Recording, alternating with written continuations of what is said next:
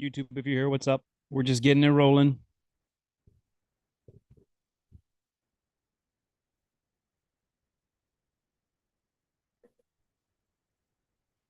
YouTube, if you're here, what's up?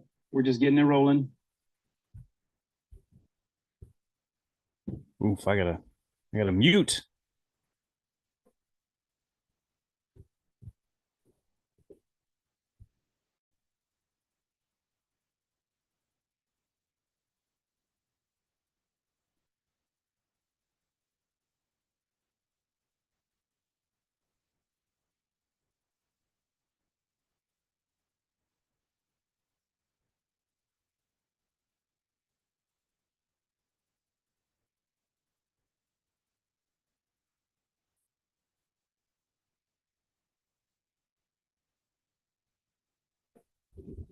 Hey yo, Pocket Watch, heading south on I-85. Welcome, my friend.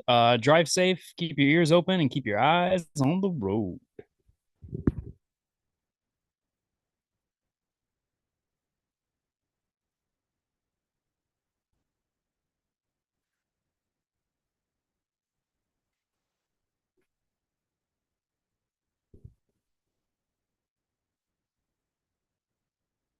Pocket Watch, we've got to figure out if we can get Virtual Tumors Corner t-shirt merch. Would you buy that? I feel like you might be the only one.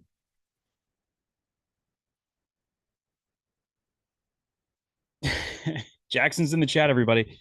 Hit Jackson up on Vice TV. Check out his social media at Danger Garrett. He just posted his first episode with his new job. It's why he's here with us, just a little bit less, but it's all still good stuff. There's only a few folks in here right now, but that's okay.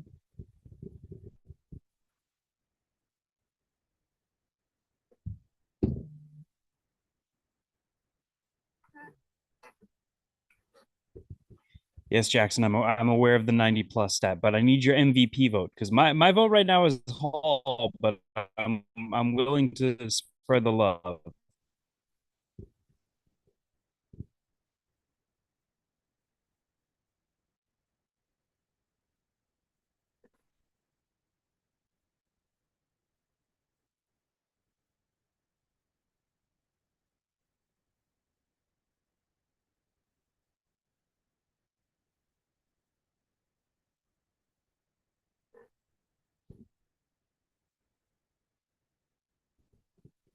What about well, Pocket Watch, I know you're driving. If you hit a stoplight at some point on I-85, or if you hit some standstill traffic, which is a little bit more likely on 85, hit us up in the chat. Let us know what your MVP vote is. I do not think Ike or Ryan are going to join me tonight. So YouTube, we're just going to roll on one, baby. Let's have some fun.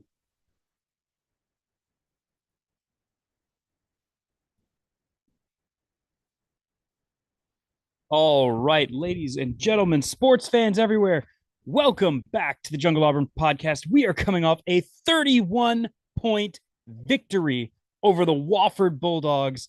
Auburn covers the spread and absolutely eviscerated Wofford, a NCAA tournament team. They're only returning a few starters, so they're just like us this season, struggling to put together a new team, but still historically a great franchise. We'll talk about some of those stats later. And speaking of stats, I've got to pull up the Justin Ferguson stats because, as you know, we love the Ferg stats here on the Jungle Auburn podcast. So the best way to look at the breakdowns, not just of the points, because we don't like to watch the box score here, but it's about the matchups. And this is another game coming in where Auburn absolutely had them overmatched. Our starting lineup was tall and long and rangy, maybe not as great as the Twin Towers lineup, but we're really starting to see the Auburn basketball front court come into its own. And tonight, the way was led by the big guard, Keyshawn Hall. I believe he started at the 3 position tonight, technically. He was out there on the floor with Philip Jokic at the 5, Sebastian Williams Adams at the 4, and what looked like a very tall Elijah Freeman starting as your 2 guard. Another transfer coming in there and getting his first start and just absolutely blowing the roof off the doors.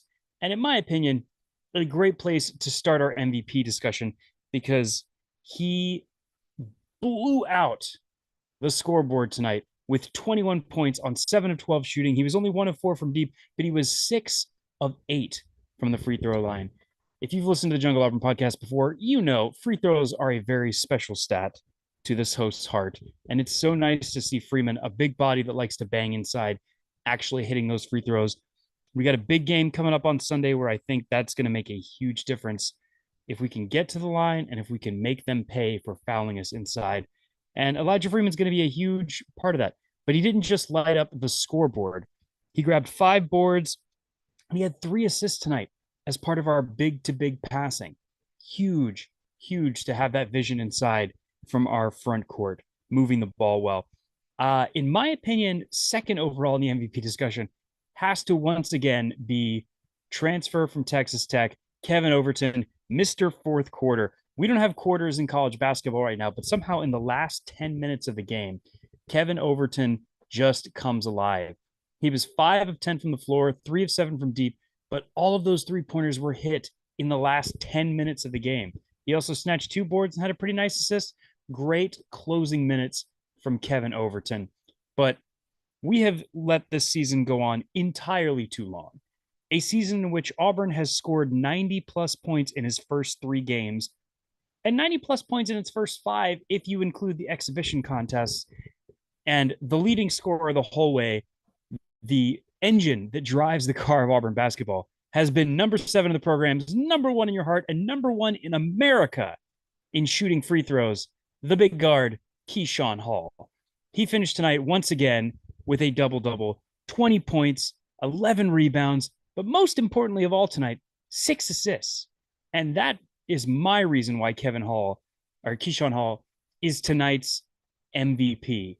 Moving the ball well, getting his teammates involved. He finally just didn't do it all himself. He made everyone on the floor better. In a game in which Wofford threw a lot of double teams at Keyshawn Hall, his ability to get the ball out to his other players and move inside of Stephen Pearl's offense and Mike Burgomaster's offense made the difference tonight. And as we get into more serious competition, that's going to be the way it has to go. Keyshawn Hall has a massive body at 6'7", 230, and he has the soft touch and skills of a guard. Against some of these undermanned teams, they're not going to have an answer for him. Houston's going to have an answer for him. Michigan is going to have an answer for him. He's not going to be able to do it all himself. He's going to have to get other players involved. And tonight, that is exactly what he did. He was also perfect from the free throw line and only shot 3 free throws tonight. For America's leading free throw merchant, only getting 3 of his points from the charity stripe tonight shows you just how efficient Keyshawn Hall was. He had 20 points tonight, and he did it on 10 shots. That shows you how good his game can be at so many different levels. And after having an incredible start to a season as a highly touted transfer, I think it's finally time to give the big guard his big honor. Keyshawn Hall, you are tonight's Jungle MVP. Now let's get into a little bit more of the team stats here. Auburn finally had a decent 3-point shooting night. We got a little 3 happy at the end there. We wound up shooting 27 total 3-pointers, which was still less than Wofford's shot, making 9 of them good for 33%. As all of you know, that's considered pretty good for 3-point shooting in college basketball. You'd like to be able to hit on about a third of those challenging shots. And we did that. We made it happen tonight. We were helped out by Wofford, definitely. I would love to see the stats on this if they hit a record number of air balls inside of Neville Arena tonight. It was a brutal shooting night for the Bulldogs. They got up only 62 shots to Auburn's 71 shots, and they only hit 24 of them. Auburn made 12 more baskets than a team that they beat by 31 points. And perhaps even better than that, we really did a much better job assisting on our baskets tonight. 16 assists on 36 made shots. Still not quite where we'd want to be, but a better ratio than I think we've had so far this season. But where we really bullied Wofford tonight is where we've been begging Auburn to bully some of these undersized teams, and that's points in the paint. We won points in the paint 44-36, 20 second chance points for your Auburn Tigers. They obliterated the boards. They won total rebounds 48-27, defensive rebounds 28-19, respectable, but offensive rebounds 20-8. And that's in a game where Auburn didn't miss a ton of shots. They shot 51% from the floor, made more than half of their baskets. 67% from the free throw line. Still not good enough for this host, but we're going to stomach it and move on because fast break points, we grabbed 8 of those tonight. And shout out Jackson. The block party was back. 9 blocks for the Auburn Tigers. Emeka Oporum finished with, I believe, 3 blocks tonight. That's actually the individual blocks are not listed on the Berg stats. I'm gonna have to pull up the ESPN to double check and make sure. But perhaps most impressively of all, Todd Pettiford got back in on the block party and blocked what should have been 2 shots tonight. One of them was called a foul. It looked all ball from the broadcast. What can you say about that? But Todd Pettiford added a block. Keyshawn Hall added 3 blocks. Emeka Oporum 3 blocks. Sebastian Williams-Adams and Elijah Freeman both added another block to win the block party 9-5. So nice to see Auburn back. And we also won the steals column 11-7. Huge to see Auburn forcing turnovers again, especially against a team that, just like Auburn, is starting to rebuild and has a lot of new faces rotating into that roster. They put up a really interesting stat tonight comparing Auburn and Wofford's programs. It's shocking to see not just how good Auburn has been with 3 conference titles, 2 conference tournament titles, 6 NCAA tournament appearances, and 2 30-win regular seasons since 2010.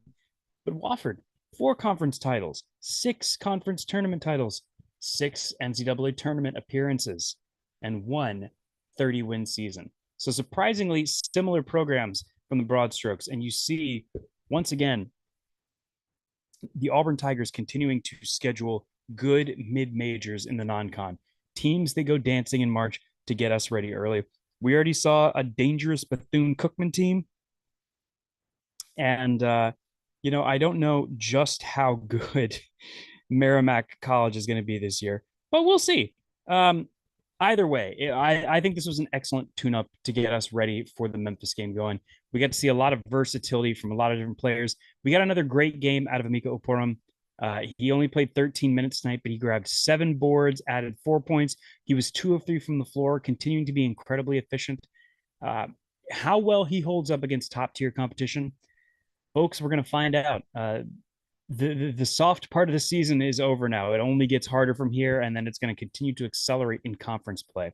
But for a guy that just arrived in the United States and started playing basketball 15 months ago, I'm impressed with what I'm seeing from his handles, from his ability to understand where his body position needs to be in Stephen Pearl and Mike Burgomaster's offense. And most importantly, just the fight. Like, you see it from this guy, snatching rebounds, fighting with guys to try to grab those boards.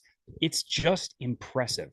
And speaking of impressive, we can't pass up talking about Sway just one more time. Sebastian Williams-Adams, a 4-star freshman coming in, but he is playing like he's got all 5 of those stars. He was 4-4 from the field tonight. He grabbed 3 rebounds, 8 points on 4 shots in 22 minutes. He just looks like he belongs on a Division I basketball floor, and he looks like he's going to be even better by the time we get to conference play. One of the last players I want to talk about tonight, because we're going to keep this podcast short, is Todd Pettiford. Todd Pettiford is still, I don't want to say struggling to find his shot, but he's struggling to find what his role is going to look like on this team as the number 1 guy. He's preseason 3rd-team All-American, preseason All-SEC, coming in, a lot of expectations on him. And he finished tonight 1 of 7 from 3, 4 of 17 from the field. He hit some really nice mid-range jumpers. He did grab 9 points tonight, but he snatched 4 rebounds and had 5 assists to go along with that block. This is the second game in this young season in which Todd Pettiford has had 5 assists. So that shows you that even though he's not staying involved in the scoring column, maybe as much as we thought or the media pollsters would have thought, he is still staying very much involved in leading this team. We came out to start the second half with a beautiful screen action with him and Keyshawn Hall that resulted in a rhythm 3-pointer that just looked like vintage Todd Pettiford. So we're hoping that vintage Agent Zero comes back. The Houston game was his coming out party last year, where he was so impressive coming off the bench and being that spark plug of energy. We're gonna see what it looks like this year. We saw a lot of Blake Mashog tonight. We saw a little bit of Abdul Bashir, and it's gonna be a challenge. We've got the number 1 team in the country coming to Birmingham this year, and as Stephen Pearl is so fond of saying, it's going to be the guys that can defend that play. And there's a reason for that. Auburn has scored 90 plus points in 3 straight games in the regular season. It's clear this team knows how to score. Can we stop the other team from scoring? Can we make sure that we value the ball and get high efficiency possessions on offense, particularly against a team in Houston that is really going to slow the clock, slow the game down, make it a half court game, and we're not going to have our big man. We're not going to have Janai Broome inside this year. We're hopeful that Keyshawn Murphy is going to be back and ready to play at least 20 minutes, knock on wood, against Houston. I think part of the reason he sat the last 2 games is to try to get him healthy for that matchup. Keyshawn Murphy is going to be a big part of this game, and he's going to be a big part of this team's success. You heard Ryan say it multiple times. He thinks that this team is going to go as far as Keyshawn Murphy is going to carry us. I think that's definitely the case. I think the other thing that we've got to get is we've got to figure out what Todd Pettiford's role is going to be. I think we saw a little bit of Kevin Overton playing the 1 tonight. We know we've seen that 2-point guard look with Caden Magwood and Todd Pettiford out there on the floor. Caden Magwood, how did I not talk about Caden Magwood? Finally had an impressive offensive game tonight. 4 of 6 from the field. He scored 9 points. He only had 1 assist, but he finally got to watch some shots go down, and that's been big for him. He has also been struggling to score from that point guard position. We may continue to see that a lot, that the 1 guard is a facilitator and not as much of a scorer as we had seen last year with Todd Pettiford and Denver Jones. And we're going to have to be okay with that. We're going to have to be okay with getting our production from the wings, because boy, do we have some talented wings. I'd have to go back and look. It feels like it has been a minute since Auburn has had 220-point scores in a game. It may have been Chaney Johnson and Chad Baker-Mazara against Vanderbilt last season. Hard to say for sure exactly when the last time our 221 players were on the court at the same time. You know that I'm here once again, podcasting in the dark by myself. We got 6 people watching in the chat. If you have any other numbers you want to talk about, now's the time to get them in chat. We'd love to hear your feedback on what you think about what this game looked like, what the first 3 games of the season have looked like, and what you're most looking forward to going forward. Houston is going to be a monumental challenge. I think if we can keep that game close and make it competitive, it's more important that we find an identity and we find some things that we can do well, because Houston is going to test all of the best parts of our game and they're going to expose all of the worst parts of our game. That's a hard thing to watch sometimes, but that's that's why they play 31 games in the season, folks. We love that about college basketball. You can take a bad loss and it's not the end of your season as long as you take the opportunity to learn from it. And it seems like thus far, Auburn has learned from every game that they've been in. We've seen continuous improvement on the defensive end. I think that's going to continue to improve by leaps and bounds as we hopefully get a healthy Keyshawn Murphy back into some regular lineup, into some regular play. But honestly, Big Murph looks like he might be hurt for a lot of the year. So we're going to have to be prepared to see a lot of Philip Jovic starting at the 5, and we're going to have to really lean on Emeka Oporum. You know, he was a JUCO star at Butler, and we're going to need him to continue to grow and continue to improve in the role that he has. But great win, great night. It was a fantastic final tune-up before we have to take on the Houston Cougars in Birmingham. We're looking forward to that game. We're going to be live here at the virtual Tumors Corner Sunday night, hopefully with some special guests to, who knows, maybe celebrate a big upset win and the continuation of Stephen Pearl's perfect 4-0 record as the head coach of your Auburn Tigers. War Eagle, everyone. All right, Jackson, you were the only one in the chat tonight, but we had 5 or 6 people watching at a certain point. So thanks for popping in YouTube. Pocket Watch, thanks for joining us from the road. Man, I got to get that Discord server up this week. We got to get the live game feed going for everybody so they can enjoy all of our chaotic chats, especially because we're missing Matt so much this year. We're missing the calm voice. We got to find somebody to keep my head on straight when Todd Pettiford is missing shots.